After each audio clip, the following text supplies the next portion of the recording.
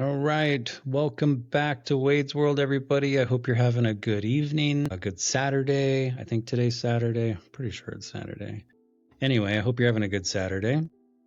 Tonight on Wade's World, I'm going to be doing another story about a true crime thing here in the Pacific Northwest. There's, for some reason, that's a pretty deep rabbit hole. There are plenty to choose from and do research on. So I think I got a good one today. I will admit I have not fully read through this one. I've never heard of this one before. So let's get into it. And without further ado, let's start the story and see what this is all about. All right. This one is The Vanishing at Carberry Creek, the Cowden family mystery. All right. It's unsolved. It's a true crime case. Investigations, the whole deal, but remains unsolved. So tonight we're going to head deep into the Rogue River Wilderness.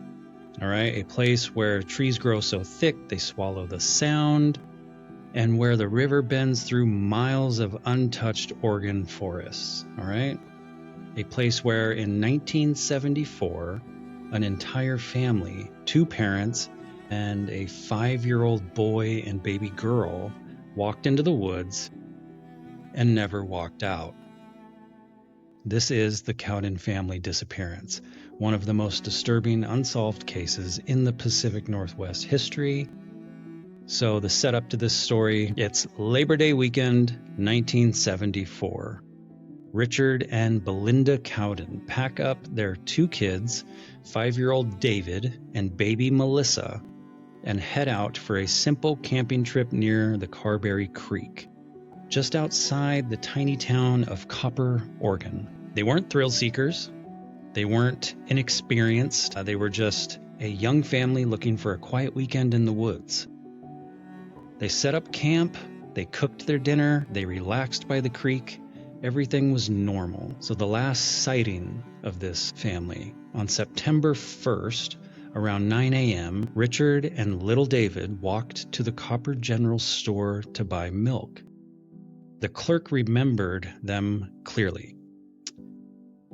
And a quote from the clerk, "Nothing seemed wrong. They looked like any other family camping for the holiday." That was the last confirmed sighting of the Cowdens alive. The campsite, when the family didn't show up for a planned dinner with relatives, people went looking. What they found was wrong. The campsite looked like the Cowdens had just stepped away for a moment. The truck was parked normally, Belinda's purse was sitting out, the baby formula was prepared, and Richard's wallet was in plain sight. All their gear was still there. The family dog was wandering around alone. Odd for a dog to just not be looking or something. Anyway, no sign of struggle, no sign of panic, and no sign of them packing their things. It looked like they had simply stood up and walked away and never came back. So the search, over 150 people searched the area. Police, forest rangers, volunteers, horses and helicopters, dogs, and they all found nothing. Not a footprint, not a scrap of clothing, not a trail, not a clue. It was as if the forest had just swallowed the whole family whole. Searchers said the woods felt wrong, like something was watching them. Always a good feeling. But there was no evidence, no direction, just silence. The discovery, 7 months later, on April 12, 1975, 2 gold prospectors were hiking a remote, rugged area about 7 miles from the Cowden campsite. They noticed something strange near a small cave sealed with rocks. Inside were the bodies of Richard, Belinda, David, and baby Melissa, all hidden deliberately. This was not an accident. This was not a case of getting lost. This was mass murder. So, cause of death, the medical examiner determined Richard, the father, had been shot. Belinda and the children had been tied and killed, likely by blunt force trauma. Someone murdered the entire family and hid them in a cave so remote that search teams had passed within 50 feet of it during the initial search, but never saw it. It was hidden intentionally. So, suspects. One man has always stood out. Dwayne Lee Little. A violent offender with a history of murder.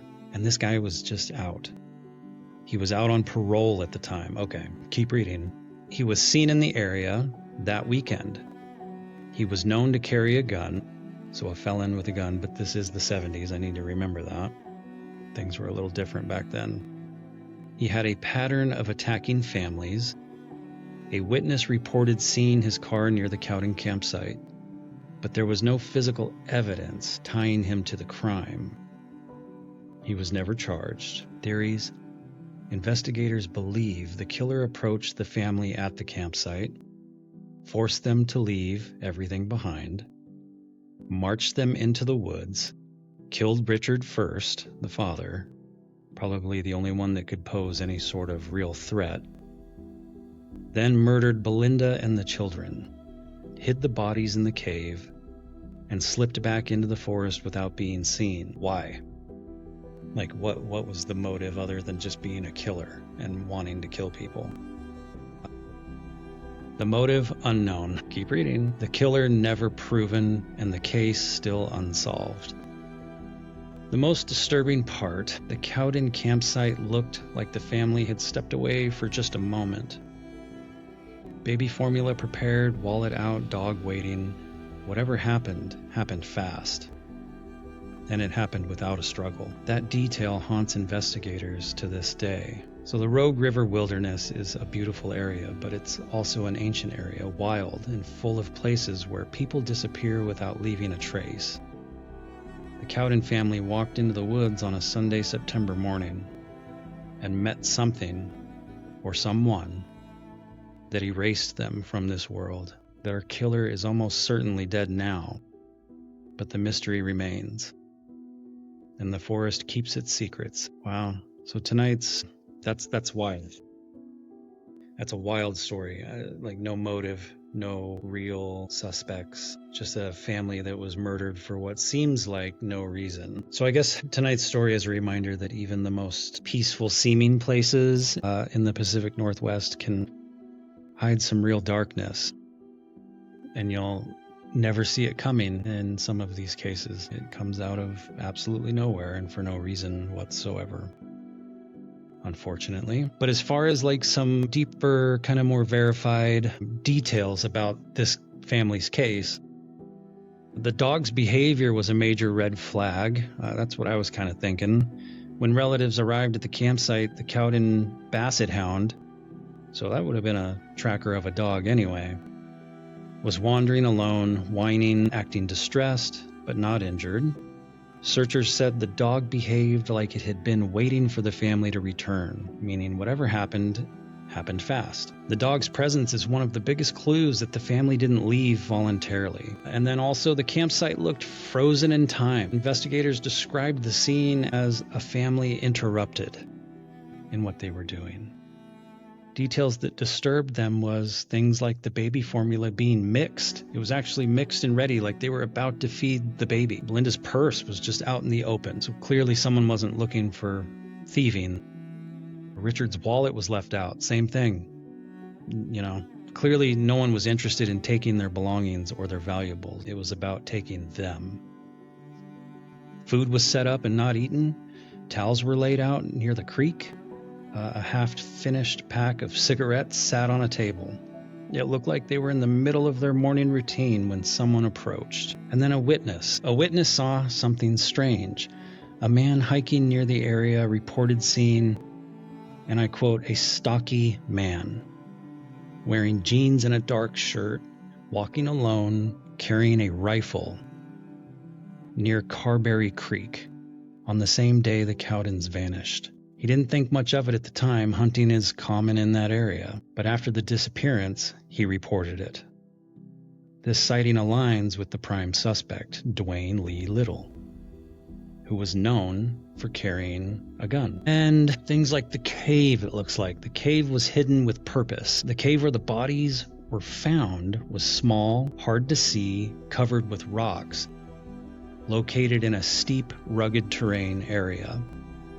Surrounded by thick brush, searchers passed within 50 feet of it during the initial search. The cave was so well concealed that investigators believed the killer knew the area extremely well and knew that that cave was there. Had possibly used it before, chose it intentionally to hide their bodies. This was not random. This sounds very intentional. I don't know how premeditated it could be, but it sounds like this was done with intent and that purpose. The killer likely marched the family for miles. The bodies were found 7 miles from their campsite. So they're not leaving under their own free will to go that direction. Someone guided them to that place. Yeah, that means the killer forced the family to walk there through steep, unforgiving terrain with a baby. It's the most tragic part of this whole thing is that there was an infant involved. Without supplies and without leaving a trace, this suggests that a weapon was used to control them. The killer was physically strong. The killer may have been familiar with that wilderness. I guess he would have to be. And the killer had a plan, which it sounds like he did. This was not a spontaneous crime. The timeline, though, suggests the killer acted immediately. The Cowdens were last seen at 9 a.m., and by 11 a.m., investigators believe the killer had already approached the campsite, forced them to leave, began marching them into the woods. The entire abduction likely happened in broad daylight. Wow. Whoa. The suspect's mother made a disturbing statement. So Little, his mom, made a statement. So Dwayne Lee Little was questioned. His mother reportedly told investigators Dwayne was in that area that weekend. She later changed her story. This inconsistency has bothered investigators for decades, so nothing was done with that. Like, she almost handed you kind of a link, like a connecting piece of that case, and nothing was done.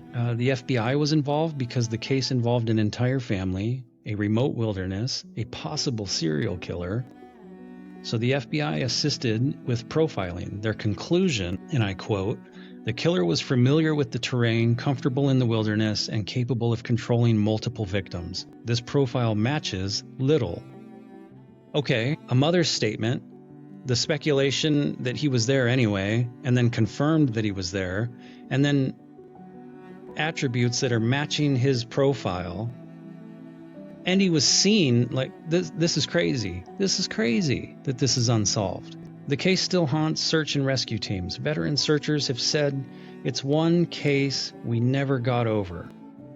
They describe the woods as feeling heavy, wrong, and too quiet.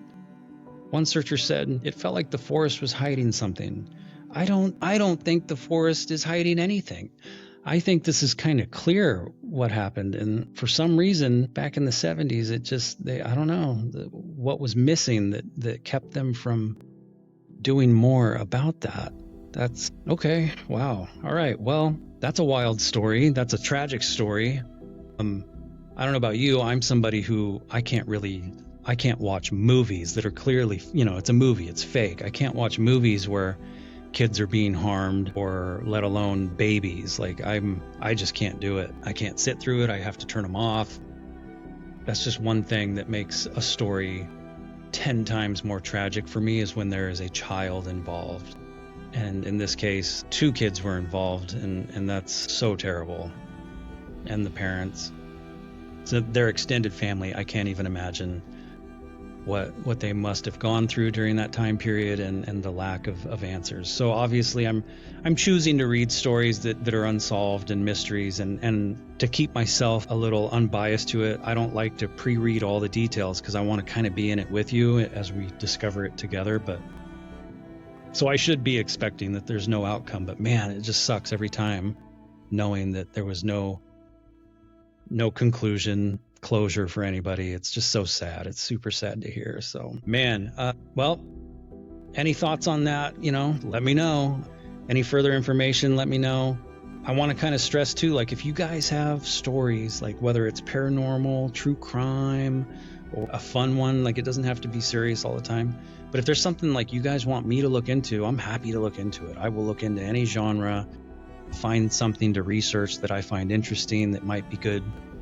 Please shoot them my way. I have no qualms about taking requests, if you will, in that regard. So anyway, all right. Well, hey, thanks for chatting. Thanks for sitting down and listening to another story.